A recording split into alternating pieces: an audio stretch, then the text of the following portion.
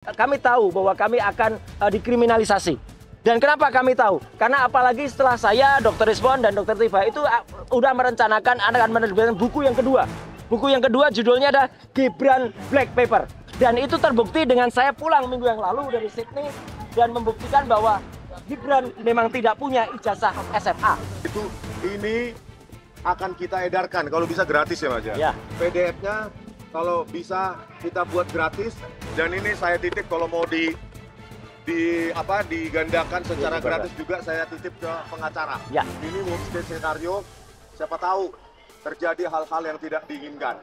Hari ini yang harusnya segera ditahan adalah Firly Bahuri yang sudah 2 tahun lebih sudah tersangka. Tetapi Polda Metro Jaya tidak melakukan tindakan apapun. Karena itu hari ini kami yakin klien kami pun tidak akan dilakukan penahanan sebagaimana Polda tidak melakukan penahanan terhadap Firly Bahuri. Assalamualaikum warahmatullahi wabarakatuh.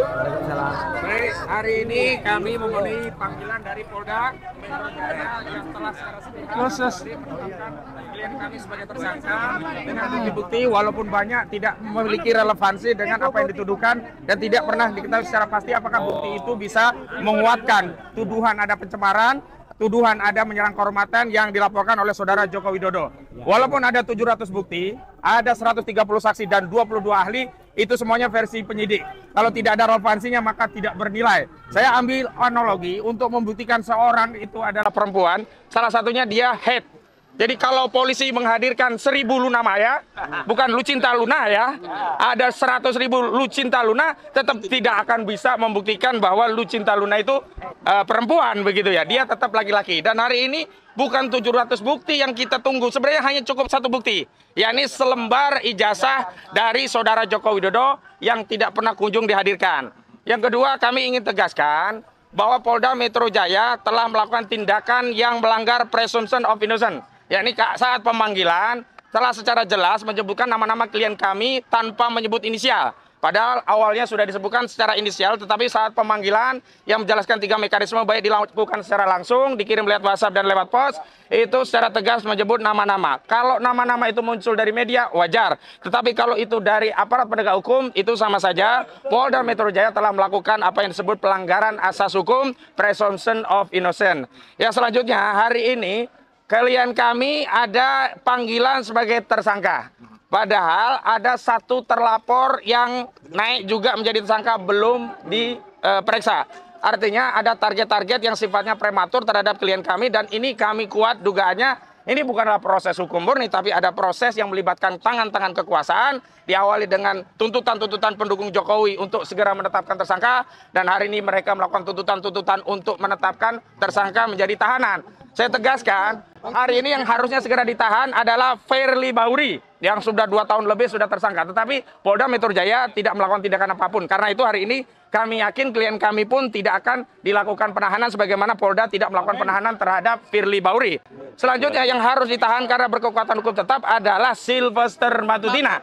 Karena dia sudah inkrah. Dan Sylvester Matutina saat penyidikan di tingkat kepolisian tidak pernah ditahan. Karena sebelum menjadi terpidana, dia dulu pernah menjadi terdakwa dan sebelumnya juga pernah menjadi tersangka. Dan dalam proses tersangka itu yang pasalnya juga sama, penghinaan dan fitnah 310311 KHP, saudara Sylvester Matutina tidak pernah ditahan dalam prosesnya. Karena itu hari ini sebagai bukti bahwa negara kita negara hukum, Polda sedang menjalankan penegakan hukum, tidak ada proses penahanan terhadap klien kami. Selanjutnya dari koordinator litigasi Bang Petrus Celestinos kami persilakan.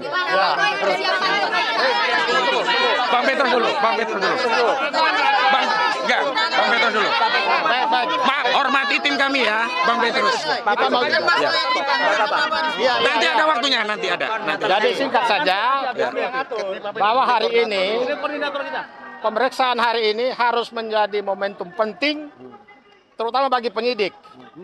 Harus beri kesempatan seluas-luasnya kepada tersangka yang dipanggil untuk kita adu bukti.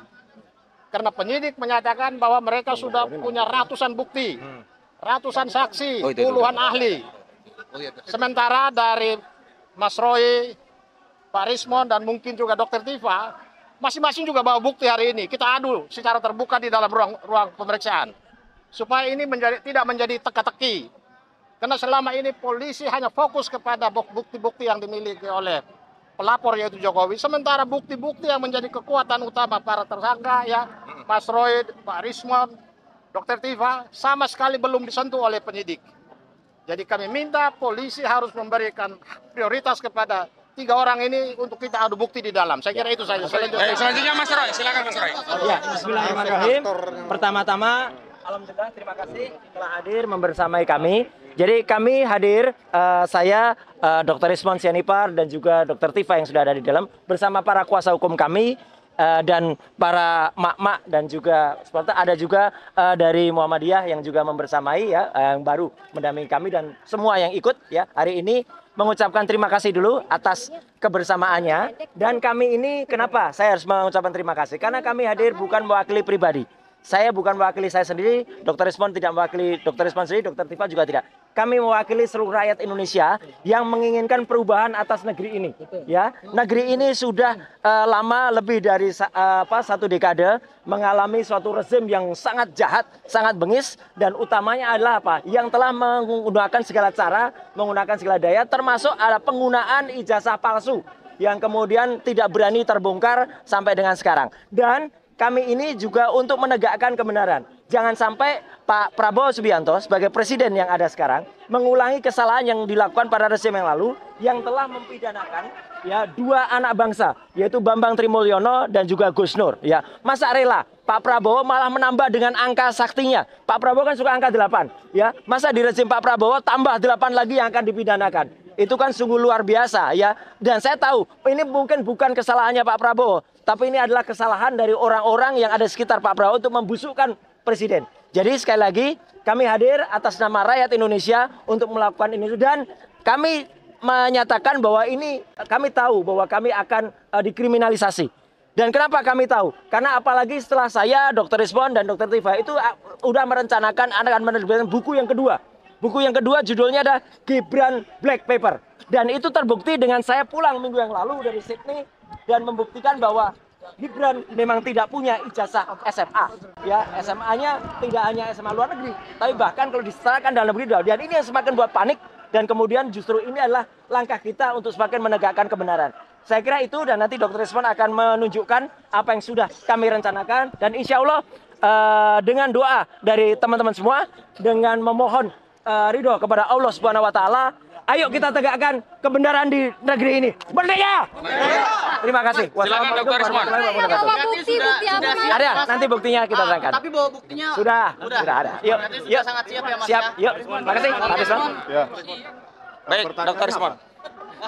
Siap nggak Bang nih pemeriksaan ini Bang? Masalah siap atau enggak, ya harusnya penyidik yang harus lebih siap untuk menuduh kami mengedit atau merekayasa. Ya, mana yang kami rekayasa? Kalau itu tidak terbukti nanti saya berencana untuk menuntut kepolisian sebesar 126 triliun rupiah. 1 tahun anggaran kepolisian. Jadi jangan sampai tuduhan itu adalah tuduhan tanpa basis ilmiah. Apa yang kami lakukan, ada itu namanya ilmunya, ya digital image processing. Jangan sampai ilmu tersebut jadi ilmu terlarang. Memproses citra digital atau video digital bukan berarti merekayasa atau mengedit. Itu berbasis algoritma, ya. Yang kedua, saya yakin kecepatan penanganan atau penersangkaan ini berketepatan dengan memang gerilya kami dalam membongkar, ya, terutama kepulangan dari Pak Rosuryo dari Sydney. Jadi kami memang sudah berencana, ada draft kasarnya ini, bukunya nanti Gibran Endgame atau Gibran Black Paper terserah. Yang pasti Wapres tak lulus SMA. Data itu kami dapatkan dari mana? Dari Ditjen Dikdasmen sendiri dan temuan faktual yang ditemukan oleh Pak Rosuryo. Oleh karena itu ini akan kita edarkan kalau bisa gratis ya Mas ya. PDF-nya kalau bisa kita buat gratis dan ini saya titip kalau mau digandakan secara gratis juga saya titip ke pengacara. Ya. Ini worst case scenario, siapa tahu terjadi hal-hal yang tidak diinginkan, ya kan? Oleh karena ini foto aja, fotokopi semua atau saya bagikan nanti PDF gratisnya secara cuma-cuma untuk seluruh rakyat Indonesia bahwa kita sayangnya negara sebesar ini memiliki wapres yang tidak pernah lulus SMA baik dalam maupun luar negeri. tidak pernah punya ijazah SMA baik dalam maupun luar negeri. Apa yang dia tempuh adalah, ini menurut Dirjen Dikdasmen, sekolah di Orchid Park Secondary School sampai kelas 10 atau kelas 1 SMA. Dilanjutkan dengan diploma di UTS Insearch. Bayangkan, kelas 10 atau kelas 1 SMA plus diploma yang harusnya pendidikan tinggi awal D1 itu disetarakan dengan SMK bidang akuntansi dan keuangan. Ngaco. Artinya apa? Itu kan ekivalensi yang sangat fatal. SMA kelas 1 plus diploma setara dengan SMK. Berarti wapres kita ini tak pernah lulus SMA dan tidak pernah lulus atau tidak pernah punya ijazah SMA. Oleh karena itu, Pak Prabowo Subianto, jangan sampai ini menjadi dibawa ke arena politik. Kami peneliti, kami berhak meneliti dokumen publik. Kenapa dokumen publik? Karena Joko Widodo pernah menggunakan ijazah itu sebagai presiden. Di samping gubernur maupun wali kota. Oleh karena itu, ini untuk kalian, nanti bisa digandakan. Saya titip ke pengacara saya. Dan filenya minta ke pengacara saya nanti. Sebarkan seluas-luasnya dan itu gratis untuk kalian rakyat. Terima kasih. Baik, Pak, ini. Bang Gufroni selaku LBHP Muhammadiyah yang terlibat. Bang Gufron. Dari Muhammadiyah. Dr. Tifa sudah masuk. Dan tadi terima kasih juga untuk para purnawirawan TNI, purnawirawan pejabat yang ada di sini.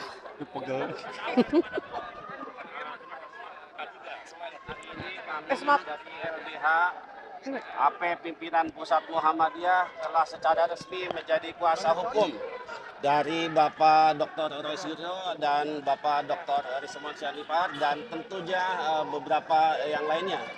Dan insya Allah kami akan menjalankan tugas sebagai kuasa hukum dengan sebaik-baiknya dengan mengutamakan kredibilitas, integritas ya dan tentu saja niat kami menjadi bagian dari kuasa hukum adalah semata-mata ingin Indonesia terbebas dari pengaruh oligarki dan kekuatan dari Joko Widodo. Dan kami merasakan sendiri bahwa persoalan ini memang tidaklah kemudian ini dibawa ke ranah hukum yang kemudian menetapkan 8 orang tersangka. Dan kami melihat bahwa ini ada ketidakadilan hukum di negeri ini yang masih langka. Oleh karenanya maka kami LBH Muhammadiyah atas dasar perintah atau instruksi dari pimpinan untuk melakukan pendampingan terhadap tersangka yang sedang dizolimi pada hari ini dan seterusnya. Terima kasih dari kami. Assalamualaikum warahmatullahi wabarakatuh. Sebelum dilayani oleh Pak Roy, kalau ada pertanyaan sama Pak.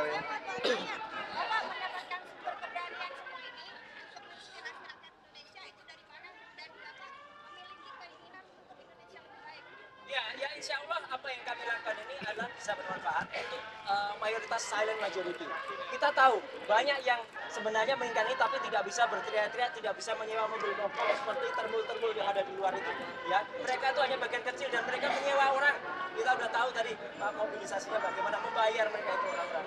Jadi insya Allah masyarakat yang silent majority yang menginginkan perubahan di Indonesia lebih baik ya, kita murnikan, kita dukung Pak Prabowo untuk memurnikan dan salah satu musuh dalam selimut yang terbesar dia adalah yang sedang kami tulis. Ya, jadi sekali lagi itu amanahnya. Baik, terima kasih, saya kira itu aja. Ada yang lain untuk Pak Risman pertanyaan? Terima kasih ya. Terima kasih. Juta kentang. Juta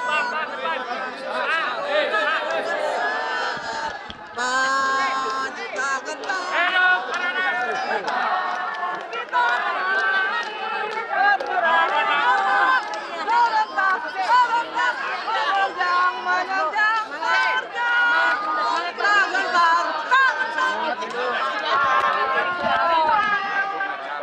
Oke guys. Bang Dol, Pak Narko nih. Ini maknya nih. Bukan yang kipas, yang kipas. Ini, ada Pak Narko, bareng Pak Narko. Oh ya, boleh. Iya. Pak, ayo Pak. Teman-teman nih. Ayo Pak Narko belum statement Pak Narko. Ayo. Apa ini? Ayo.